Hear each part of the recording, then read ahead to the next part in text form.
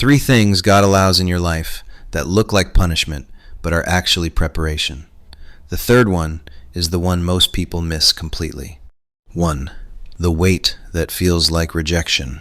You prayed, you waited some more, and the answer didn't come. Not the way you expected, not on the timeline you needed.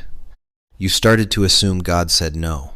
But sometimes the wait is the answer. The wait is doing something in you that the answer alone could never do. Joseph waited 13 years between his dream and his throne.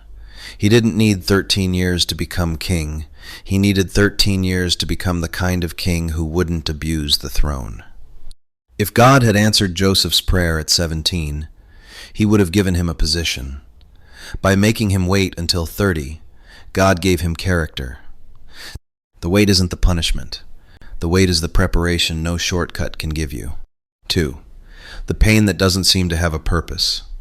You've been hurt in ways nobody around you fully understands. You've cried prayers nobody heard. You've carried things you couldn't put down and couldn't talk about. And you've wondered why God let it happen. Hear me.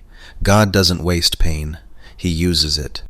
The very things that broke you are the very things He'll use to break chains in someone else's life. The wounds you thought disqualified you are the credentials for the people God will send you to next. Paul wrote 2/3 of the New Testament, most of it from a prison cell. The chains that should have ended his ministry became the ink that wrote Scripture for 2,000 years. Your pain is not wasted. It's being repurposed. 3. The detour that looks like a dead end. This is the one most people miss completely. The plan fell apart. The opportunity disappeared. The path you thought God put you on suddenly looked like it led nowhere. Most people read this as failure, but God reads it as redirection. When Moses tried to deliver Israel his way at age 40, he ended up killing a man and running into the desert. For 40 years, he watched sheep on the backside of nowhere. By human standards, he was a failed leader who would die forgotten. But that desert wasn't a dead end. It was God removing every shred of self-reliance from a man He was preparing to part the Red Sea. The detour you're on right now might not be a punishment. It might be the backside of the desert, and what God is doing in you here is the only reason you'll be able to handle what He has for you next. You are not being punished. You are being prepared.